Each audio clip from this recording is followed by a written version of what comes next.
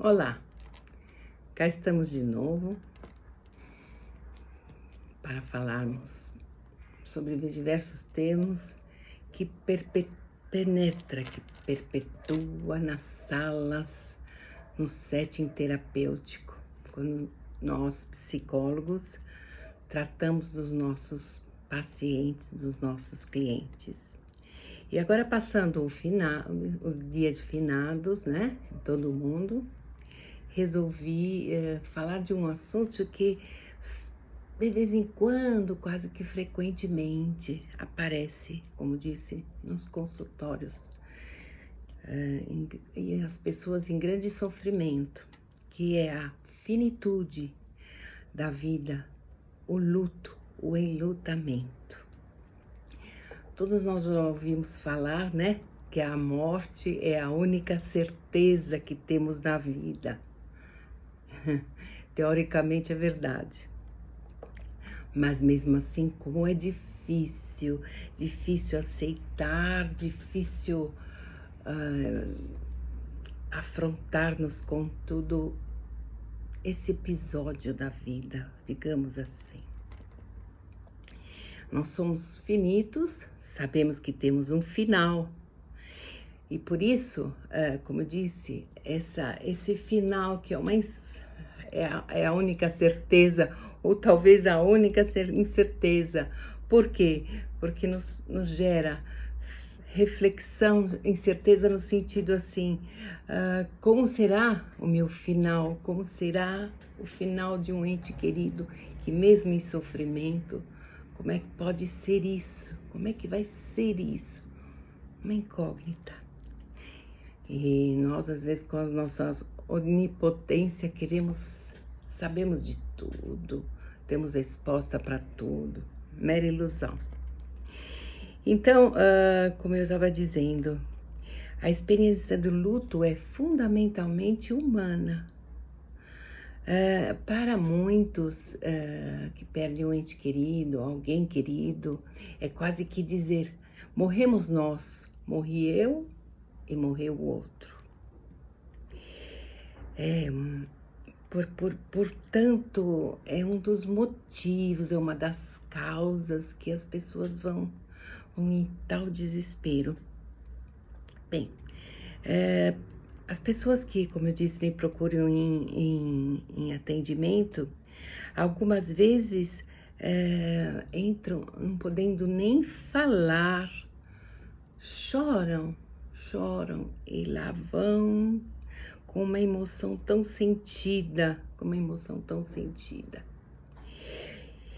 E aí a gente vai devagar no trabalho de escuta, das intervenções, com muita delicadeza,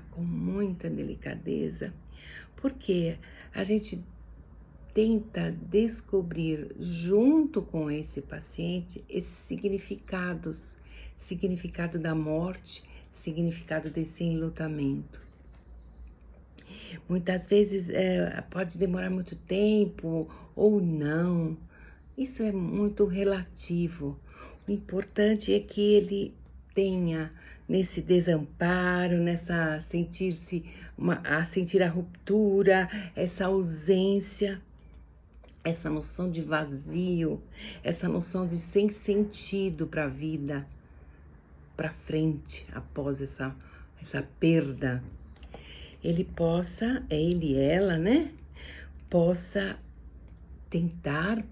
ressignificar e assim tocar a sua vida para frente de uma forma diferente, de uma forma mais que possa afrontar com menos tristeza, com menos paralisação.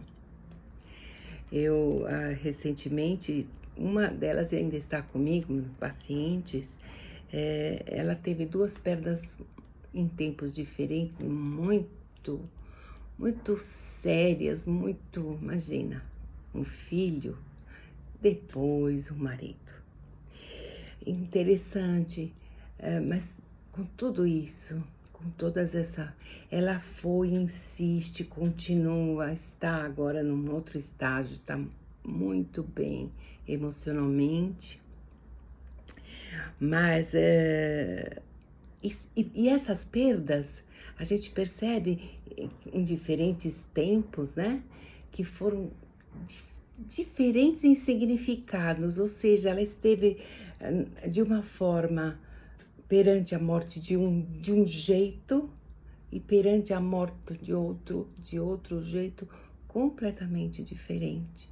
Quer dizer, significados diferentes para a morte de um, significados diferentes para a morte de um outro. Uma outra, rapidamente, é claro, é muito delicado. Uma perda também muito importante para ela. Desamparada, ela veio ao consultório, muito desamparada. E ainda está nesse estágio, ela voltou às sessões, é algo como, parece que não quer sair, há muita resistência nela. Momentos em que ela começou a tocar a sua vida, daqui a pouco ela regride. Então a gente regride, ou seja, volta de novo aquele sofrimento, volta de novo aquela dor. Então, por isso que a gente diz a delicadeza de um tratamento quanto a esses significados. E a gente até falando assim um pouco mais da teoria, né? Porque a gente, em casos, a gente cita com muita delicadeza. Muita delicadeza. O que a gente fala da psicologia existencial, ela centra a sua reflexão na existência humana. Tem como temas centrais a finitude humana. Esse é muito interessante.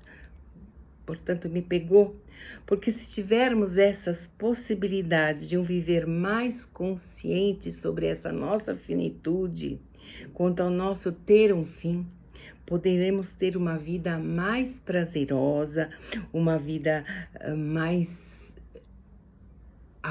feliz, uma vida mais satisfatória. A negação dessa finitude é que aí fica muito difícil, fica um empecilho para o crescimento, para a evolução, para o desenvolvimento, para um viver bem, falando de uma maneira geral. Então a gente diz, na possibilidade da gente reconhecer e aceitar a nossa finitude, né? A gente pode se fortalecer, se humanizar, crescer e tantas outras coisas, tantos outros estar na vida, estar na sua existência. A gente sabe que não há vida sem a morte. Estou repetindo alguma coisa para... Porém, os sentidos que a morte pode dar para cada um de nós tem sua especificidade na história dessa pessoa, na sua cultura, nos simbólicos. Por isso, e a possibilidade também de como ela afrontou, como foi isso lá atrás, mesmo na tenridade, que já esses conteúdos tomaram a sua consciência. Portanto, temos que buscar lá na sua história o que é essa dor perante o luto. E como eu disse, acontece quase que frequentemente nos consultórios de psicologia, psicanálise, seja nas salas dos psicólogos. Nesse contexto da psicologia. Bem, e a gente sabe que nas culturas, nem sempre a morte foi encarada como encarada como um sofrimento. Muitos aceitam naturalmente, muitos aceitam com há rituais, são outras compreensões. Há um texto muito interessante, muito importante na psicanálise, Freud, que ele diz, o mal-estar da civilização. E ao tentar analisar o ser humano e seu narcisismo, diz que o indivíduo, ao enfrentar o seu abandono e assim lidar com seu mal-estar, ele se une da defesa, ele vai para a sua defesa e usa a sua divinização. Ou seja, imagina, que isso? Estou suportando muito bem. Como diz, eu sou um Deus, eu suporto tudo, eu não vou expor essa minha dor. E aí tem algo interessante que está acontecendo muito na nossa época, na época contemporânea,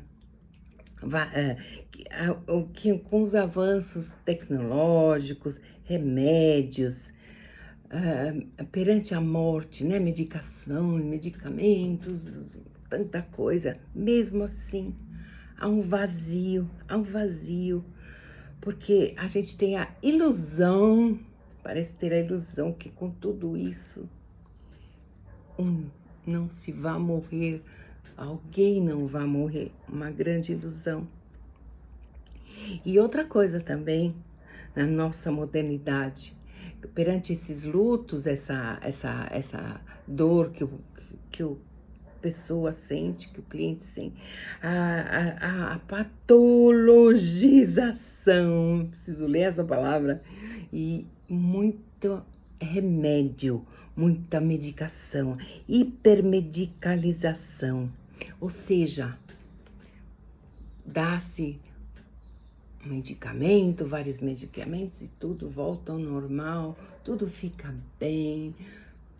Mera ilusão, mera ilusão. A morte tem que ser tratada, o enlutamento tem que ser tratado com muita delicadeza, com ritos, com tempo. E esse enlutamento ele vai e volta durante a vida. Mas à medida que isso vai sendo tratado, a pessoa vai se fortalecendo perante as lembranças.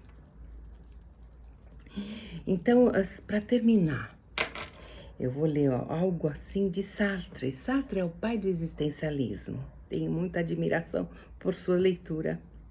Então, ele diz assim: a vida como movimento que tem início, que todo mundo sabe, isso todo mundo sabe, tem um meio e o fim são incertos, são possibilidades. Pode ser agora, daqui a 10 anos, mas lança a luz a essa questão secreta que estará sempre à nossa frente, que move a existência humana, que podemos vivê-la o mais agradavelmente possível. Portanto, somos responsáveis pela nossa vida, de como podemos vivê-la. Nós escolhemos, se bem ou se mal. Fica aí a questão de como se está, como sentimos isso e como podemos tratar, o que podemos buscar, o que podemos buscar para nos ajudar, ok? Beijo a todos, fiquem bem. E olhemos esse enlutamento, cada um de nós, cada um dos que estão ao nosso lado, principalmente agora, também agora, na pandemia, em que os enlutamentos das famílias estão assim feito a gente diz toque de caixa muito rápido. E aí como é que as pessoas estão? Como é que as pessoas ficam? Como é que os nossos queridos ficam? Até mais.